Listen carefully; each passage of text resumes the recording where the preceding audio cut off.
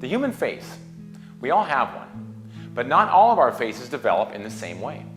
Some faces will never reach their genetic potential. Yes, there is a genetic code that determines your eye color, tooth size, etc., and a lot of other information about how your face should look. But there are many variables that are influenced by outside or environmental factors.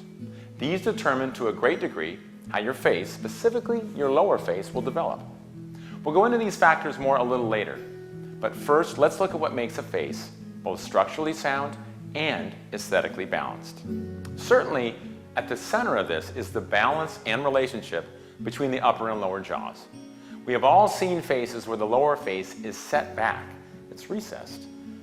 This is often accompanied by a narrow arch form, where the teeth are also set back in the mouth and less visible. Let's take a look at this illustration. We see a face that looks relaxed and harmonious. The upper face is in balance with the lower face. This exterior view tells us a lot about what is going on structurally below the surface. From this image, I would expect teeth that are relatively straight and arch forms that are broad, showing teeth and not shadows at the corners. Let's say that as a child, this patient had chronic trouble breathing through her nose. This is very common, and factors include allergies, enlarged tonsils or adenoids, and deviated septums, just to name a few. Chronic mouth breathing causes a lot of changes to the face. You'll notice that when we breathe through our mouth, the tongue drops down to the floor of the mouth. As this happens, the upper and lower arch forms begin to narrow, and the teeth tend to crowd.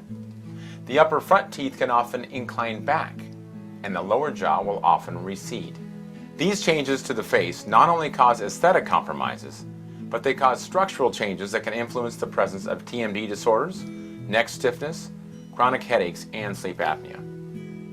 With women especially, a recessed lower jaw is often accompanied by TMJ pain, headaches, facial pain, or neck soreness, perhaps even ear congestion. This is often due to the fact that the muscles are overworking to bring the jaw into this recessed position. When muscles are made to work excessively beyond normal function, they oftentimes will spasm, fatigue, and exhibit pain. Other supporting muscles of the head and neck will try and compensate for this, and they can often become strained and overworked and painful as well. Bring these muscles to their normal lengths, and they can relax and contribute to overall neuromuscular balance and harmony. This translates to less pain and a beneficial decompression of the jaw joint. A constricted arch form can force the tongue back in the mouth and interfere dramatically with the airway. This can cause snoring and often sleep apnea. For more information, go to sleepapnea.com. Sleep apnea affects both children and adults, and it is associated with serious medical complications. When I see this type of situation, I typically begin by expanding the arches with a fixed expansion appliance, which can be worn comfortably. What does this do? It creates room for the crowded teeth to fit. It also broadens the smile. As we advance the upper front teeth and bone, it also allows for increased tongue space. This appliance is typically worn for 3 to 4 months. After the arch forms have been developed and the upper recessed teeth have been postured forward, one thing that I like to do with chronic jaw pain patients is to fabricate a clear, anatomical, removable appliance that, when worn, will advance the lower jaw to a more forward position when the patient closes down. This decompresses the joint and allows those muscles involved with chewing to relax. This appliance is a great, non-invasive way to determine whether or not the desired changes are occurring.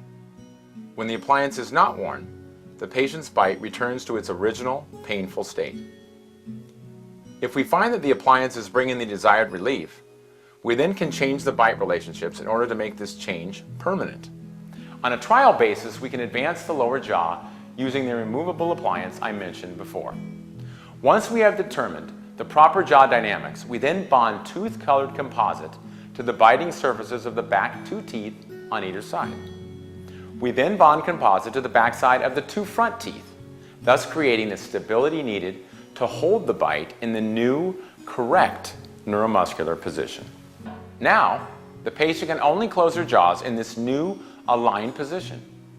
We then place clear braces and a special arch wire, which aids in raising the lower teeth so that they properly contact the upper teeth. The braces move the lower teeth into the desired position.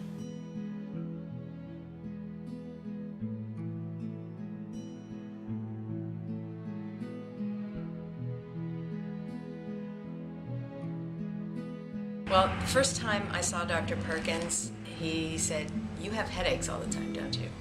And I said, "Yeah, how do you know?" He goes, "I can fix that." And what he did is he moved my jaw forward.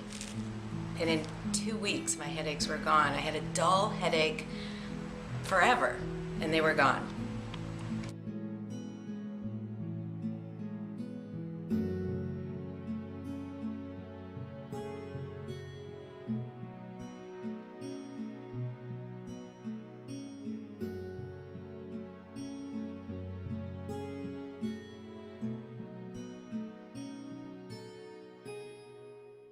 Finally, we have achieved a new bite relationship, a jaw position where the muscles have found comfort and harmony, an improved facial profile that allows for adequate tongue space, and we have better airflow. All this is achieved with totally non-invasive techniques. And as an added value, as you advance the upper and lower jaws, the soft tissue is gently stretched out, creating a pleasing facelift effect. The process generally takes 6 to 12 months. I'm Dr. Bob Perkins, and thank you for watching.